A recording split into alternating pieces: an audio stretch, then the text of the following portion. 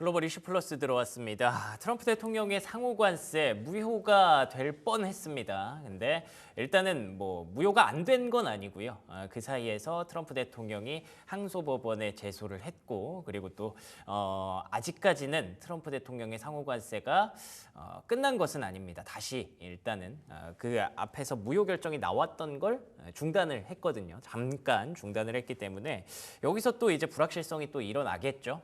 과연 이 중단은 언제까지 갈 것이냐, 그리고 이후에 항소법원에서는 어떤 판결이 나올 것이냐, 트럼프 대통령은 또 어떤 카드를 가지고 있느냐, 정리해 보도록 하겠습니다. 윤석천 경제평론가 모셨습니다. 안녕하십니까? 네, 안녕하십니까? 네, 반갑습니다.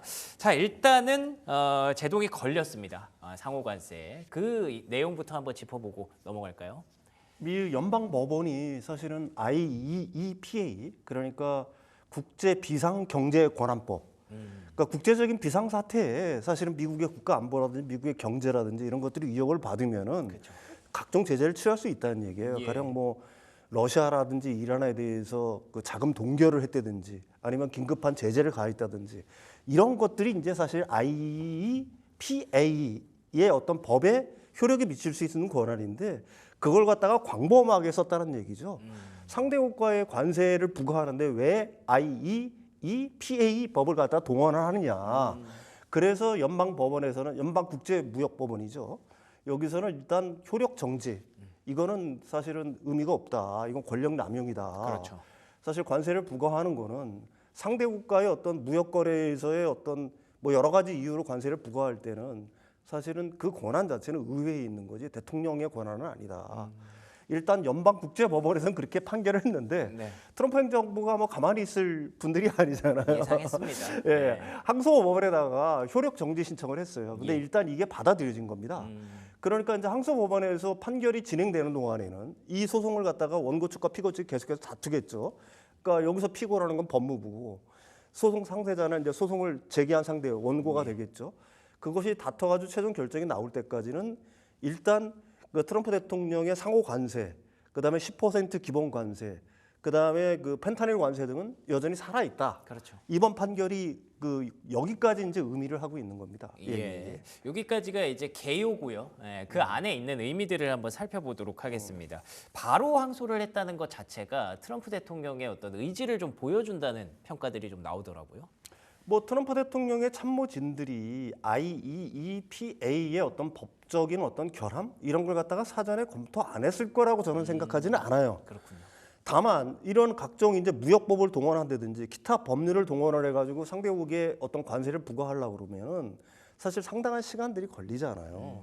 일반적으로 무역법 301조라든지 지금 무역확정법 232조. 예. 그게 이제 대표적으로 지금 품목별 관세에 부과된 것들이 무역확장법 232조에 근거한 거거든요. 네, 그렇죠. 이거는 이제 상무부라든지 무역대표부에 상당한 시간의 사전 조사 기간이 필요해요. 그러니까 그 트럼프 대통령은 이제 취임하자마자 바로 이걸 갖다가 관세를 갖다가 올려가지고 어떻게 보게 되면 협상의 우위를 점하고자 하는 어떤 그런 욕망이 굉장히 강했기 때문에 글쎄요, 이 트럼프 행정부에서 이게 무리했다는 생각을 할 거예요. IEEPA법을 갖다 동원을 해가지고 무차별적인 관세를 이렇게 부과하는 게 본인들도 알고 있군요. 예, 그렇게 이제 알고 있었다고 봐야 되는 거죠. 그럼에도 불구하고 아까도 말씀드렸듯이 그 트럼프 대통령과 그다음에 트럼프 대통령의 어떤 스태프들, 저번에도 얘기했던 피터 나바로라든지 이런 어떤 보호 무역의 어떤 맹신자들 이런 분들이 이제 사실 캐비넷 세이라든지 이런 분들이 뒤에 포진하고 있는 거니까 이분들은 하루라도 빨리 관세를 갖다가 부과하고 싶었겠죠. 예. 그게 협상의 제멋대로 이용하든지 간에 그래서 이런 무리한 방식을 쓰지 않았나 이렇게 생각을 합니다. 예. 그렇군요. 무리하다는 걸 본인들이 아예 모르고 있었을 리는 없을 것 같고, 그러면 이런 과정도 어떻게 보면 트럼프 정부 내각 안에서 조금 예상하고 있었던 시나리오였을 수도 있겠다는 생각이 듭니다. 그래서 그런지 바로 항소를 했고요. 그 사이에 시간을 벌기 위해서 요청을 했는데 이게 또 받아들여졌어요. 그렇게 되면은 이제 관세 정책이 어디로 갈 것이냐, 속도가 어떻게 진행될 것이냐 이런 부분들이 좀 궁금하거든요. 일단은 제동이 걸렸다는 거는 분명한 사실이죠. 그렇죠. 그렇지만 이제 나머지 어떤 탈출구가 있잖아요. 사실 이것뿐만이 아니라 아까도 얘기했지만 무역법 301조, 그다음에 무역확정법 232조 이외에도 무역법 122조가 있습니다. 무역 적자가 굉장히 심각한 국가에 대해서는 일단 15% 관세를 갖다가 매길 수가 있어요. 그럼 또 근데 그게 또 기간이 말이 되네. 150일에 불과합니다. 아, 예. 이런 법을 갖다 동원할 수도 있고요. 무역법 338조도 있어요. 이게 이제 어떻게 상대 국가의 교역에 의해서 굉장히 자기들이 어떤 차별적인 대우를 받고 있다. 이것도 어떻게 보면 굉장히 어떻게 보면 좀 주관적인 판단이겠죠. 예. 그러면 한 50% 관세를 갖다 즉시 때릴 수 있습니다. 아유, 무시무시하네요. 네, 그러니까 이 트럼프 행정부 같은 경우에는 이 각종 법, 기존 법을 갖다가 동원을 해서 그렇게 된다라고 하면 이런 어떤 법률적인 논쟁들 같은 경우는 상당히 줄어들 가능성이 있겠죠. 이런 걸 갖다가 동원을 해서 계속해서 자신들의 어떤 관세 정책을 갖다가 지속하고자 하는 어떤 의지 이걸 갖다가 표출할 수 있는 가능성은 굉장히 많다. 이렇게 보는데요. 그럼에도 불구하고 이번에 이제 분명히 제동이 걸렸다는 건 분명한 거죠. 예. 그러니까 뭐 대통령, 그 트럼프 대통령이 어떤 자기의 어떤 심기가 좀 불편할 때마다 아니면 심기에 어떤 변화가 있을 때마다 가령 뭐 EU에 대해서 50% 관세를 부과했다가 이틀 있다 뭐 유예하고 취소하고 그런 뭐 건 좀 힘들겠네요. 예, 그런 것들 같은 경우에는 아무래도 이제 이번에 어떤 그 법원에 제동에 걸려서 좀 어렵지 않을까 이렇게 생각을 하고 있는 거고요. 예. 특히 이제 그 뉴욕주를 비롯해서 12개 주가 지금과 같은 비슷한 소송을 갖다가 걸고 있는 거예요. 여기에는 이제 버몬트라든지 네바다라든지 공화당 우세 지역들도 사실은 있는 거거든요. 이런 판결들이 이제 줄줄이 해서 나올 겁니다. 근데 앞으로도 사실은 연방 법원이라든지 연방 항소 법원에서까지는 제가 생각하기에는 이 지금 IEPA법에 의지한 어떤 무차별적인 관세 부과 이거는 위법이라는 판결이 나올 가능성이 굉장히 높다라고 저는 생각을 해요. 선례가 나왔으니까. 예, 선례가 나오기도 하고 예. 사실 IEPA법에 의해서 그건 누가 봐도 그래요. 사실은 그렇지 않습니까? 그런 무차별적인 관세를 갖다가 뭐 미국 대통령이 왕이 아닌데 예. 사실 무차별적인 관세를 부과한다는 거는 거기까지는 그런데 사실 대법원에 올라가면 좀 문제가 달라지죠. 지금 트럼프 대통령과 보수하고 진보하고 따지면 한 6대3 정도 비율이 되니까 예.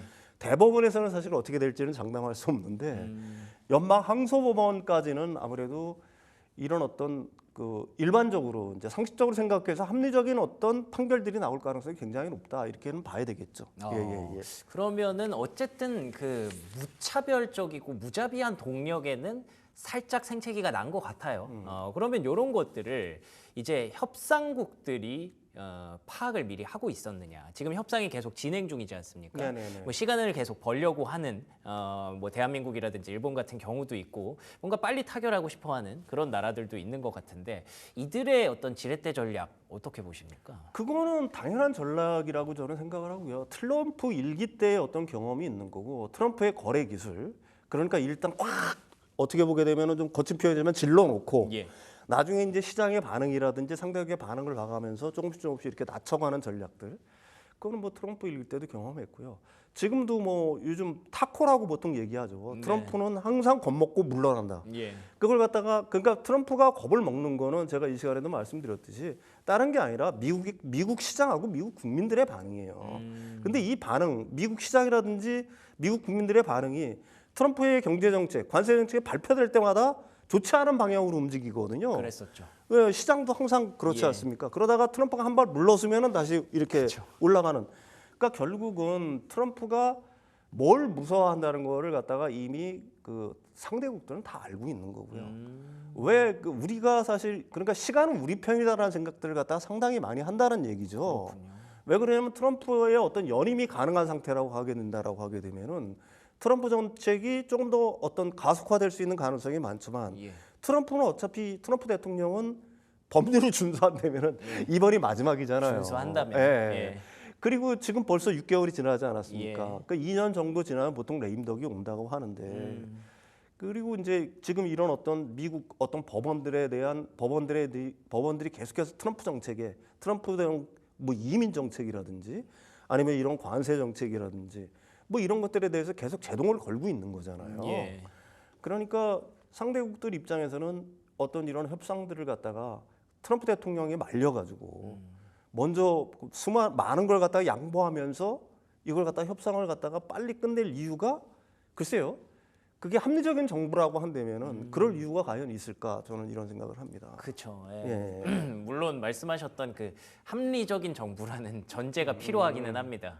좀 더 이렇게 트럼프 대통령과 미국도 뭐 크게 이렇게까지 두려워하지 않고 우리가 실리를 가져올 수 있는 방안들을 생각한다면 합리적인 정부라면 지금 이걸 보고 굳이 막 급하게 할 필요가 없을 것 같아요. 그렇기 때문에 미국 입장에서 오히려 약간 흔히 말하는 조금 쫄리는 상황이 되지 않았나 싶고요. 대한민국을 비롯한 협상국들은 이걸 잘 앞으로도 활용해 나갔으면 좋겠다는 생각이 있네요. 그러면 뭐 앞에서 법원 판단과 관련된 이야기는 좀 많이 해주셨으니까 아마 많이들 궁금하신 게 이게 그래서 그러면 호재냐 악재냐 요게 궁금하실 것 같거든요. 간밤에는 호재인 줄 알았다가 이게 이렇게 다시 유예가 되면서 살짝 꺾였어요. 네네네. 앞으로는 어떻게 진행이 될까요? 그러니까 이게 여전히 불확실성이 남는다는 게 사실은 문제예요. 그쵸. 트럼프 네. 대통령이 확실한 어떤 법률적인 근거를 갖고 그다음에 미국 그 정부, 미국 국민들의 어떤 지지를 얻는 이런 어떤 정책들을 갖다가 그걸 토대로 한 관세 정책을 밀어붙였다라고 하게 된다면 예. 내일이 보이잖아요. 근데 사실 지금 상황에서는 내일이 안 보이는 어떻게 상황이거든요. 될지 아무것도 사실 모르겠어요. 트럼프 대통령이 다른 어떤 아까도 얘기했죠 우회적인 어떤 법들을 갖다가 동원을 해서 예. 자신들의 정책들을 갖다가 언제든지 고집할 수 있는 여지가 여전히 남아 있다는 얘기입니다. 그러네요. 카드가 많네요. 네, 카드가 여전히 많은 거고요. 결국은 이제 연방 항소법원 자체가 결국은 이 논란을 갖다가 빨리 끝내는 게, 그러니까 확정 판결을 통해서 이런 네. 어떤 가처분 결정이 아니라 확정 판결을 통해서 빨리 끝내주는 게 결국은 이 문제를 갖다가 봉합할 수 있는 수단인데 그렇죠. 그럼에도 불구하고 트럼프 대통령은 여전히 몇 가지 카드들이 계속해서 남아 있는 거다. 다만 그것들은 법률에 의해서 이걸 하기 때문에 그렇지만 트럼프 대통령의 성향상 가령 뭐이 무역 적자의 어떤 그 무역 적자가 굉장히 심하다. 그러면은 이제 아까 얘기했지만 15%를 관세를 부과할 수 있잖아요. 가져올 수 있는 거죠. 그렇지만 심한 게 과연 어느 정도가 되는 거냐. 애매하죠. 그다음에 상대국이 우리를 차별한다라는 것도 어떻게 보면 굉장히 추상적인 개념이잖아요. 맞아요. 그러면 그거에 대해서 50% 관세를 부과할 수 있다라고 하는데 그게 이제 법률에 근거했다라고 하지만 그것도 역시 소송의 상대가 될 수 있다는 얘기입니다. 왜 우리가 너희를 갖다가 어떻게 차별을 했어? 그렇죠. 그렇죠? 네. 상대국에서는 얼마든지 걸 수가 있는 문제고요. 그러니까 결국은 지금 이제 트럼프 대통령의 어떤 관세 정책의 행보 자체가 여전히 안개 속에 가려져 있다. 그러네요. 그래서 이걸 갖다가 호재냐 아니면은 악재냐라고 일도양단식으로 얘기하는 거는 현재 상황에서는 굉장히 어렵다. 어떻게 보면 굉장히 무책임한 소리 같지만 상당히 그런 거고요. 그럼에도 불구하고 한 가지 분명한 사실은 일단 트럼프 대통령의 관세 정책은 아주 트럼프 대통령이 특단의 아주 이상한 정책을 내세우지 않는 한 정점을 지나고 있는 것은 분명하다. 그러네요. 그러니까 지금보다 더한 혼란이 있을 거라고 생각하지는 않지만 네. 그럼에도 불구하고 우리가 전혀 생각하지 못했던 어떤 카드를 갖다가 트럼프 대통령 쪽에 들고 나올 가능성은 여전히 있다. 아, 그러네요. 네네네. 알겠습니다. 예, 예. 이 진짜 주식시장이 제일 싫어하는 게 불확실성이거든요. 이게 계산이 안 섭니다. 앞으로 어떻게 진행이 될지. 그러니까 말씀해주신 대로 일단 관세 정책에 금이 간 거는 사실입니다. 뭔가 이게 동력을 살짝 꺾을 수 있는. 쉽게 말해서 트럼프 대통령이 이걸 하려고 했다가 이거는 괜찮나라고 생각하게 만들 수 있는 그런 재료가 된 건 사실인데 그러면 이걸 쓰면 되잖아라고 해서 쓸 수 있는 카드들이 우리가 보기에도 너무나도 많다는 거죠. 그렇기 때문에 관세와 관련된 불확실성은 끝난 것이 아니라 오히려 조금 더 심화될 수 있다라는 측면에서 주식시장에서는 이걸 호재로 받아들일지 악재로 받아들일지도 지금 예측하기가 좀 어려운 그런 분위기입니다. 근데 우리가 한 가지 확실한 거 아까 타코 트레이드 얘기를 해주셨는데 네네네. 트럼프 대통령이 요거 때문에 가끔 물러나는구나라는 걸 우리가 알고 있잖아요. 그래서 사실 투자하시는 분들이 이럴 때는 사는 거다라는 어떤 그런 지표 같은 게 좀 생겼거든요. 네네네. 앞으로도 이런 환경이 좀 지속될 거라고 보십니까? 저는 그렇게 생각을 하고 있습니다. 그 트럼프 대통령과 트럼프 행정부에서는 인정하지 않지만 미국 경제를 지금 그 작년까지만 해도 예외주기라고 그랬잖아요. 미국 경제가 그랬죠. 그렇게 좋아하지 않습니까? 예. 근데 불과 6개월 만에 이것도 극히 예외적인 현상이죠. 미국 경제가 이렇게 어떻게 보든 꼬꾸라지는 걸 갖다가 네. 미국 국민들은 다 보고 있는 겁니다. 그리고 트럼프 대통령의 관세 정책이 점점 어떤 대중의 지지를 잃어가고 있는 거예요. 거듭 말씀드리지만 트럼프 대통령은 어떻게 보게 되면 가장 대표적인 퍼퓰리스트입니다. 그 양반이 계속 가장 신경 쓰는 거는 예. 미국의 시장, 예.